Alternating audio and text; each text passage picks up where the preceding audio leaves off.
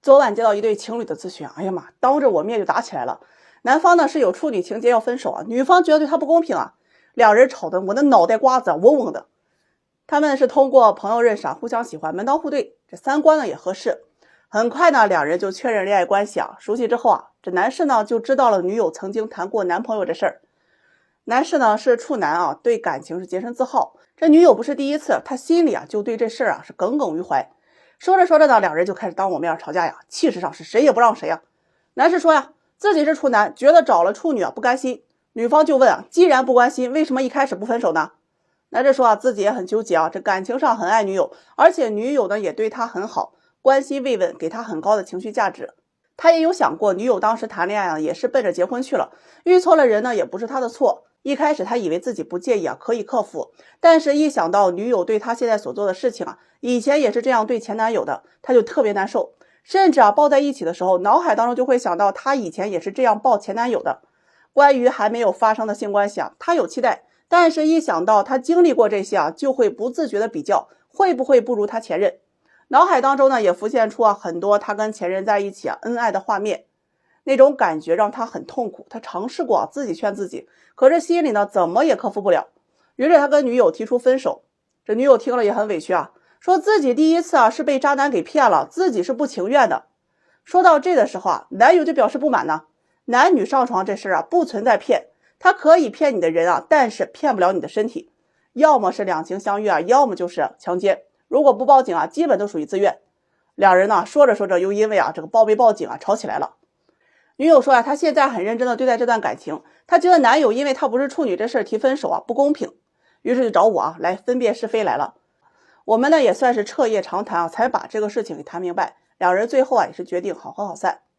今天呢我就特别想说说啊这个处女情节。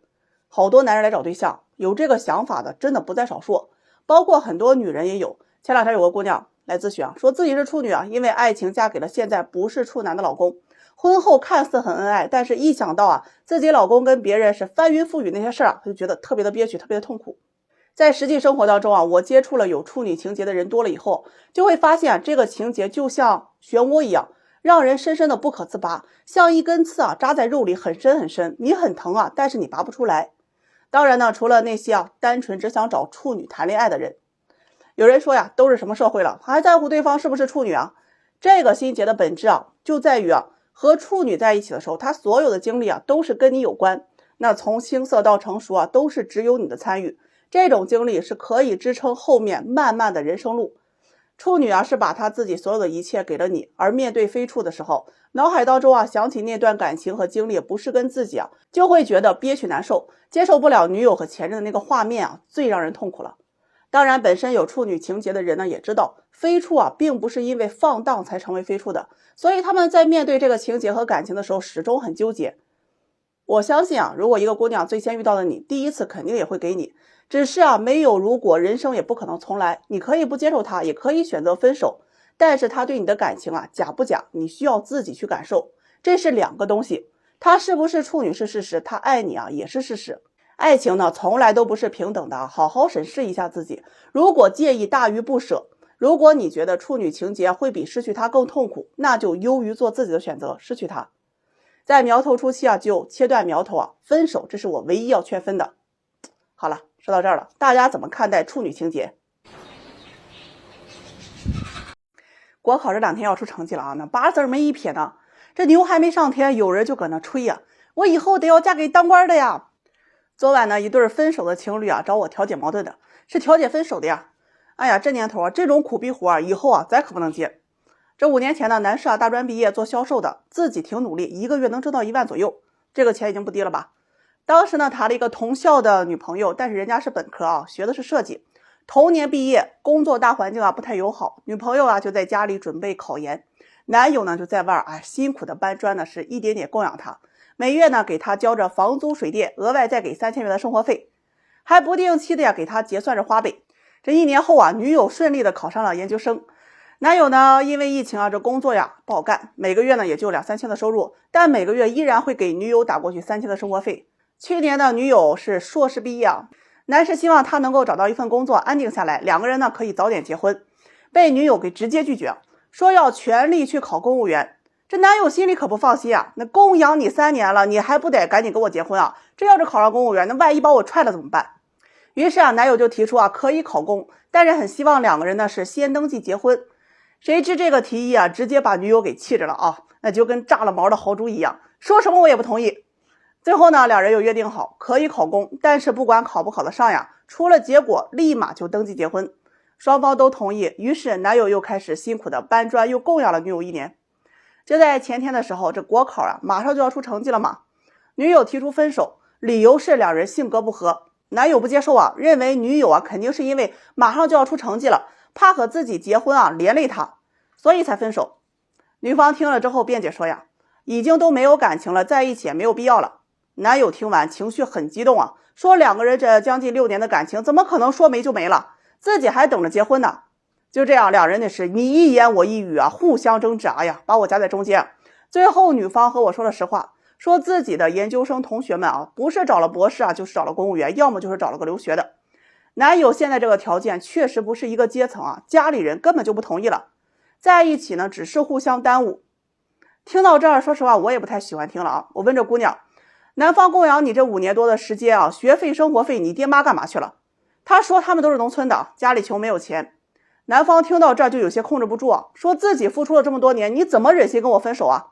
这姑娘听完呢也是语不惊人死不休啊，说的好像你没跟我睡一样，便宜你也没少占吧。一语激起千层浪啊，2人又开始为这谁占谁便宜啊吵架。哎呀，这3观刷的我家那乌龟壳里都锃光瓦亮。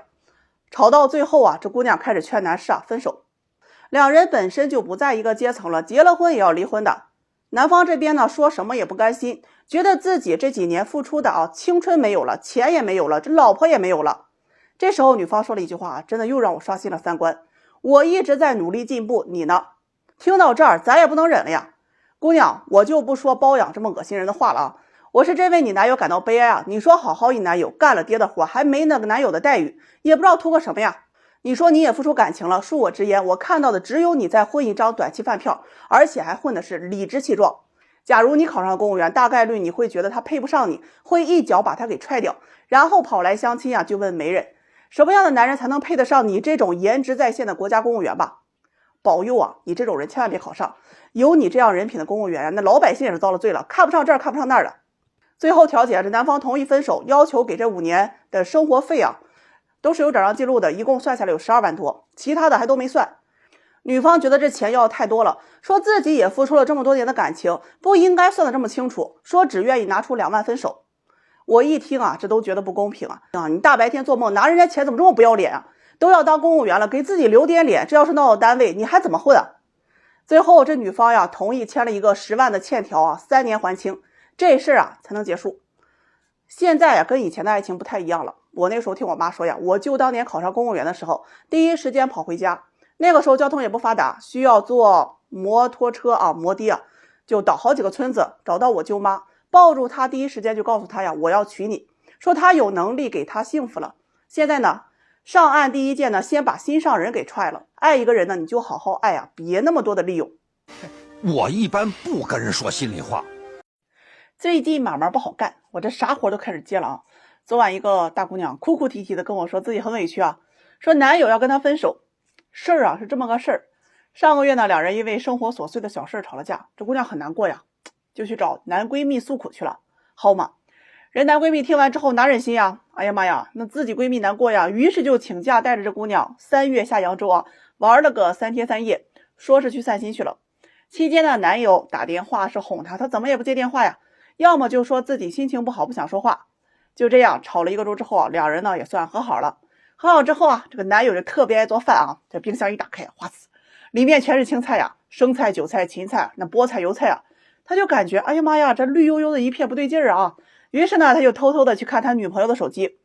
好了，不看不知道啊，看到了和男闺蜜一起出去玩的合影照片，男友就很生气啊，质问2人什么关系。女友说啊，他是我的男闺蜜而已，因为心情不好呀，才去陪他出去散心了。那2人什么事都没有发生。男友听了是怎么也不相信啊，说2人出去过了3天3夜，你让我怎么相信呢？女友呢也很委屈的说啊，2人只是为了省房费啊，才订了一个标准间，2张床各睡各的。于是这男友就特别生气的提出了分手，已经连续半个月啊都没联系这姑娘了。好了，人家姑娘今儿来找我了，天降大任于我也，让我帮她给男友解释清楚。哎呀妈呀，这活儿你找我，那你不是挨喷吗？我都不相信你男闺蜜啊，为了省钱开一间房。姑娘，你要是说酒店生意爆满啊，就这一间房了，我都能信你。咱呢也别解释里面有几张床了，少儿不宜啊，我就不多讲了。这姑娘呀，说我误会她了，两人真的是纯友谊啊，是那种同床无感多年的知心好友。哎，我是真的不好意思打击她。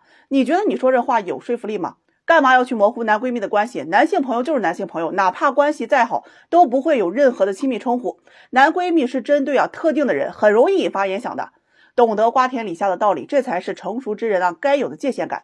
这姑娘一听着急跟我说呀，男闺蜜是有女朋友的人，让我相信他。哎呀，这关系给我整得复杂了啊！我都替你男闺蜜的女友叫屈啊！这姑娘到现在都没有整明白她男朋友分手的点到底在哪里。我是否相信男闺蜜这种模棱两可的男女关系呢？根本就不重要，理清界限感才是处理男女关系的核心要素，懂了吗？分手的点在于你们之间没有界限感。至于信不信这关系呢，就要看你男朋友了。不要总是用暧昧去证明你们之间的纯洁，就好比一男一女，你为了证明纯洁，互相脱光衣服，看着对方当做考验，这本质上还是把寻求刺激当做个性，并且误以为自己在追求神性。关系好不代表非要用男闺蜜这种称呼才能证明吧？如果还是执迷不悟，我只能说你真的很幼稚。这姑娘听完就开始怼我呀，说他们的关系很纯洁啊，说我在造谣生事。我也是无语了啊。总有一部分人在反对男闺蜜的言论中求认同，不认同就用不尊重偷换概念。你本来就已经获得了超越男女关系的精神享受，还要通过道德绑架要求别人去接受这种关系吗？幼稚。当然呢，女闺蜜也是同理啊，我呢也不信。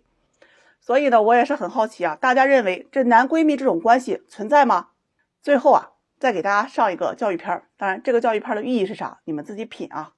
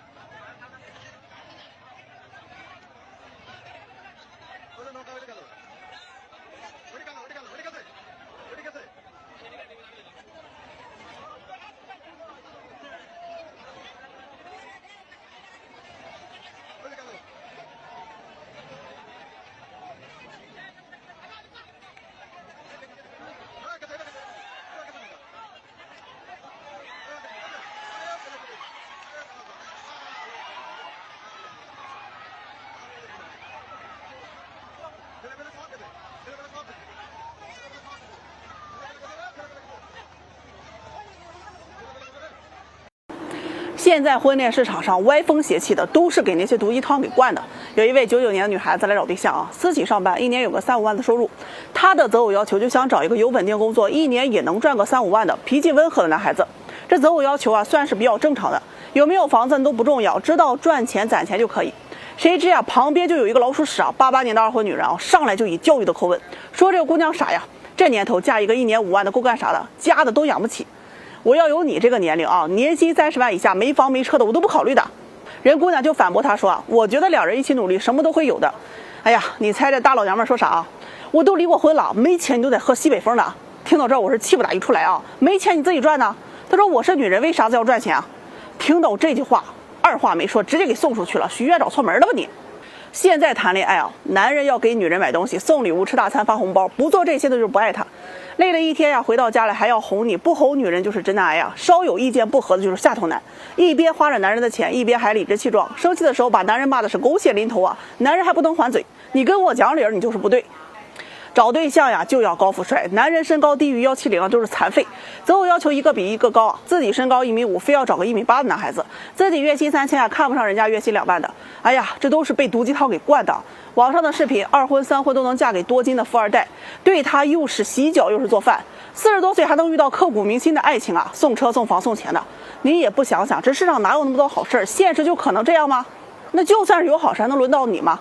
就是这些毒鸡汤呀，让那些有对象的都开始挑剔自己男朋友不够好，总觉得世界上男人那么多，分了手离了婚还能找到更好的，认为网络上啊炫车炫表画大饼那些男人非常有魅力。本来平淡安逸的生活也被折腾的是鸡飞狗跳的，没对象的就每天啊活在梦里找对象呢。全国14.1亿的人口，有13.45亿的人口的工资都在5000以下，这就是真相。家里穷的没个镜子，都不知道自己照照自己，要啥啥没有，欠着花呗信用卡的，怎么有脸提这么高的要求啊？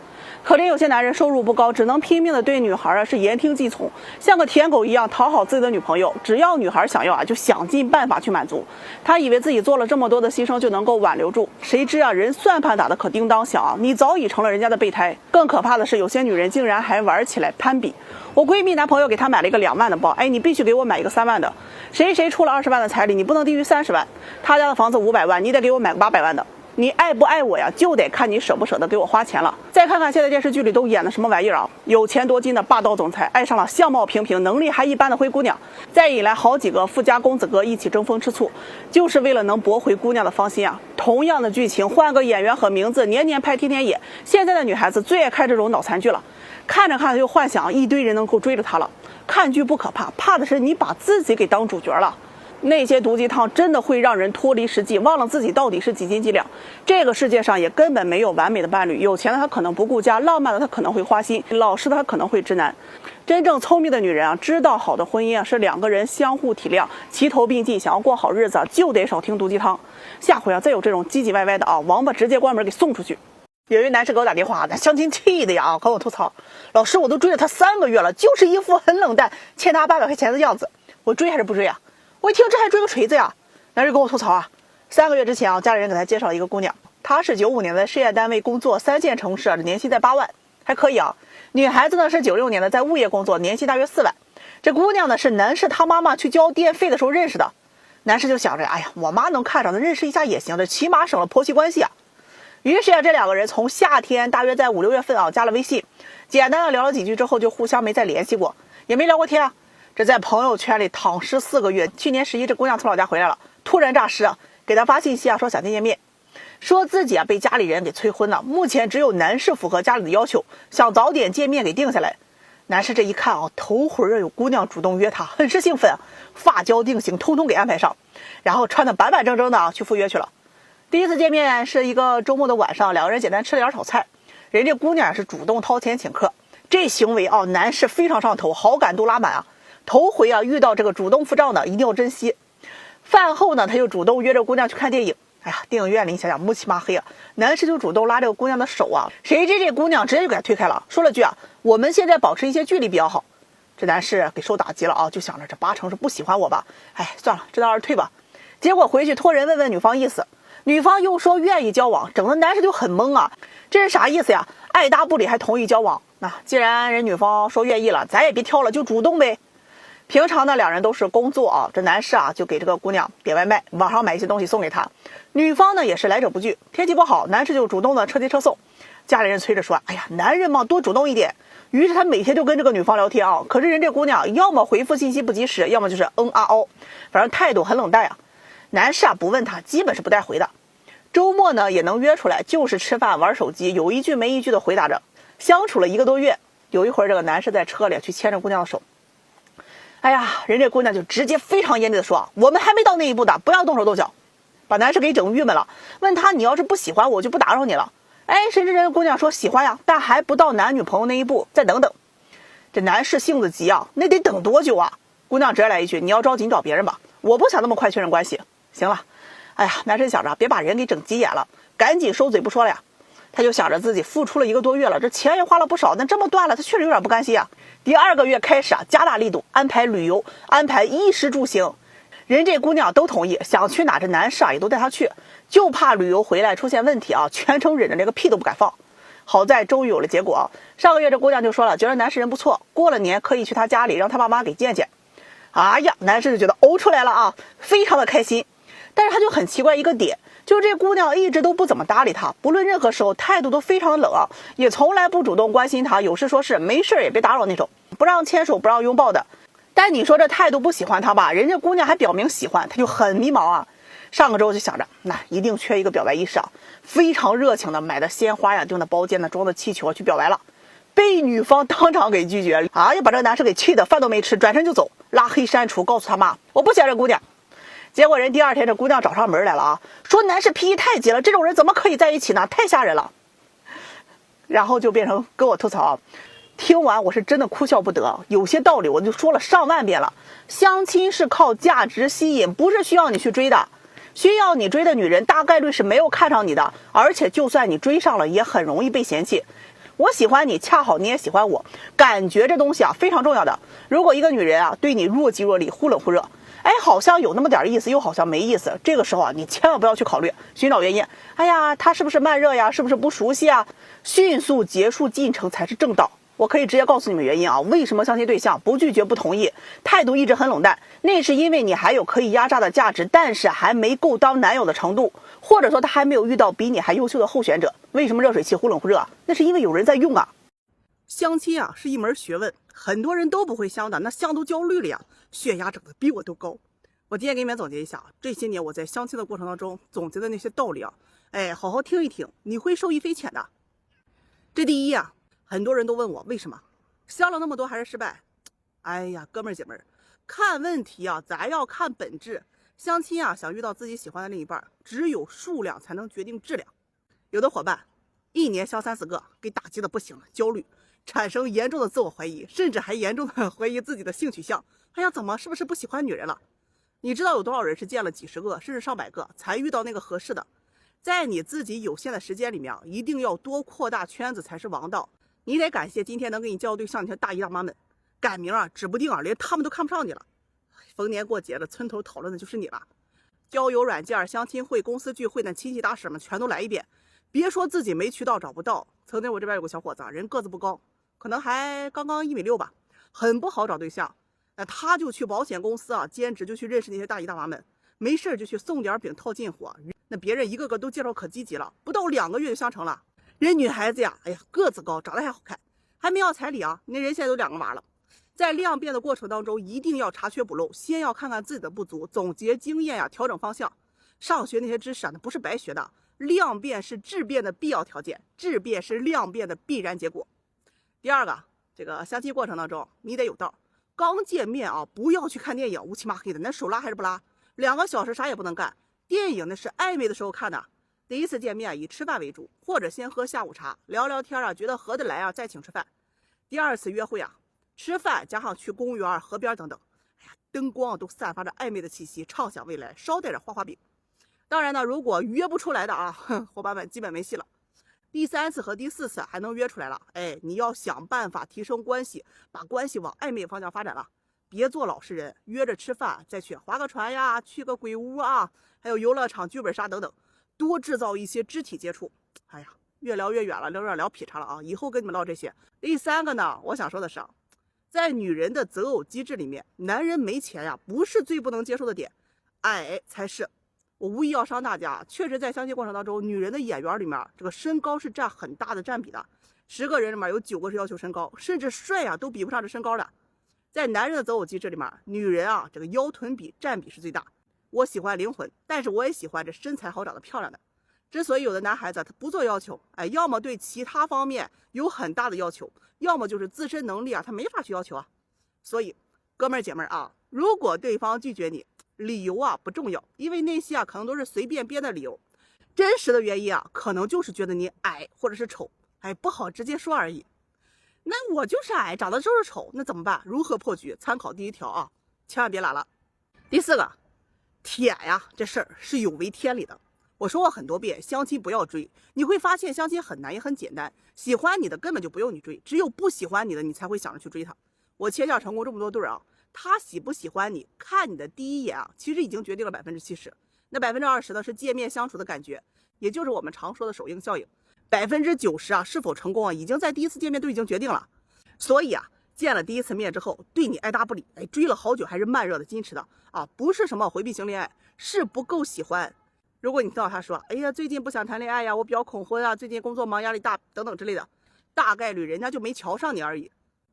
还有一类人这类人比较危险，就是跟你还保持暧昧，藕断丝连，若即若离，有时候还会对你很好，让你产生错觉，让你觉得哎呀，我们是不是马上就能在一起了？但是永远就差一点，一提到确认关系，对方就闪烁其词，经常性的失联，特别是周末长假整个消失，再或者就从来不愿意让你走进他的生活。这种情况大概率是海王或者是绿茶，专门吊着你的。唠这么久最后想跟你们说，谈恋爱谈的是情绪价值，只要玩得来就好了。但结婚你一定要找一个可以和你一起解决问题的人。很多人谈恋爱只谈吃喝玩乐，兴趣爱好，一旦遇到问题就吵架，认为不合适，也不去反思自己。这种人就算在一起了，后面碰到的问题也会不断的去争吵。反而是那些能跟你聊工作聊生活琐事的人，这类大多是愿意和你一起承担解决问题的人。工作中生活中不如意的事情太多了，愿意倾听愿意体谅愿意理解的人才是你重点要考虑结婚的人哥们儿，好了，散会明儿见。这个11过的，好多人相亲都相烦了吧，崩溃了。很多男士都问我，相了这么多都花了眼了，什么样的才适合结婚阿姨，我今天就给你们做个总结我给人交对象这么多年，什么样的女人适合结婚？听好喽，都是经验之谈。找人结婚给你们个最核心也是最重要的建议，情绪稳定一定要排在第一位。很多人相亲多半都是看感觉的，我喜欢你，我就愿意跟你谈。但感觉这东西是很虚的，经历的多了，你就会发现其实每个人都一样，那大家都很普通千万别把自己当成罗密欧和朱丽叶。有一类女孩子在交往中就表现出来情绪特别不稳定，她情绪好的时候你们俩如胶似漆，她情绪不好的时候骂你骂的是狗血淋头，六亲不认。男方还莫名其妙上秒还很开心，下秒就翻脸不认人，动不动就一肚子牢骚这不愿意那不愿意的，精神内耗太严重了，时间长了你自己都崩溃了呀。这类女孩子是不适合结婚的，千万不要圣母心发作，妄图去改变她。你不是她爹，你教也教不会的，性格是改变不了的。以前我就跟你们说过，成年人只选择不教育。第二，你只要在中国这个环境当中生存，面临选择婚姻两边家人的支持是非常重要的。父母都是过来人他们的意见不一定对，但多半也都是走过了经验，为了你好的。曾经有个男孩子学历很高看上了一个姑娘，学历很低，做销售的，非要结婚这男方父母是公务员，女方是农村家庭，这男方父母就很反对那觉得门不当户不对，而且婚姻也不是儿戏，你只看外貌和感觉是没办法结婚的。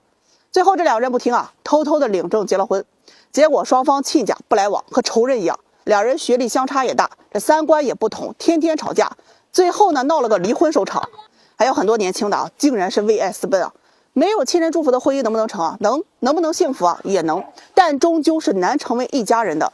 因为最初的时候都没接受，所以和睦这两个字变成了一种奢望。你要知道，婚姻的一个重要组成部分就是和睦。这第三三观相合很重要有一句话说的很对三观比五官更重要，确实如此。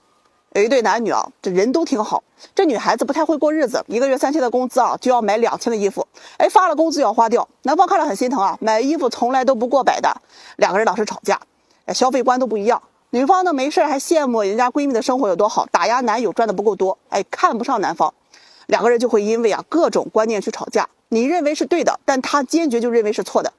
三观不同的两个人往往会因为各种各样的小事情去吵架。婚姻好不好一定是看你们过得多糟糕的时候，经常吵架的一定不适合进入婚姻的。有人就跟我抬杠，没有天生合适的两个人感情需要磨合妥协的。我给人介绍对象这么多年，我可以很现实的告诉你青春就这么几年，不要把试错成本拉升太高，磨合的好的半年就差不多了，矛盾会越来越少。如果矛盾越来越多的，一定是磨合不来的，抓紧换人吧。这第四他适不适合结婚，一定要看看他对待你父母家人以及朋友的态度。很多那个网络视频就毒鸡汤很有意思，都把男人拍得很窝囊，在外面女人可以趾高气扬的说骂就骂，男人就得跟孙子一样。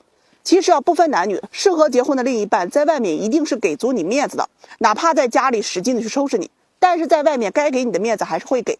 曾经有一个男士我劝分因为那个女孩子我见了之后觉得有点强势，而且有些霸道，一看就不是那种很孝顺的女人，但是她就是不听劝说啥要娶回家。现在结婚2年了，家里鸡犬不宁啊，女人对公公婆婆是一点也不孝顺，经常是颐指气使，嫌男人赚的少，也不愿意给他生孩子。所以啊，娶妻娶贤真的很重要，娶错真的会毁3代的。不管怎样，鞋合不合适，只有脚知道。眼光放长远一点，找人结婚啊，一定要看内在品质。我说了很多遍了，这才是关键。比如良好的情绪稳定能力，这决定了未来婚姻生活的基本基调。有一定的经济能力和良好的社会角色，经济能力可以帮你稳定家庭。正常的两性关系啊，不应该是父女、妈妈、儿子的模式，而应该是战友共同成长。另外啊，看看他的包容心是否善良。善良的人会在你未来啊这个人生面临巨大的挫折的时候，依然会选择陪着你。还有3观相合，会让你的婚姻更加幸福。最后啊，再去看看外貌，人不要太丑就可以了。选人呢，千万别本末倒置。哎呀，让人省省心吧啊！别让我比你女朋友还操心你啊！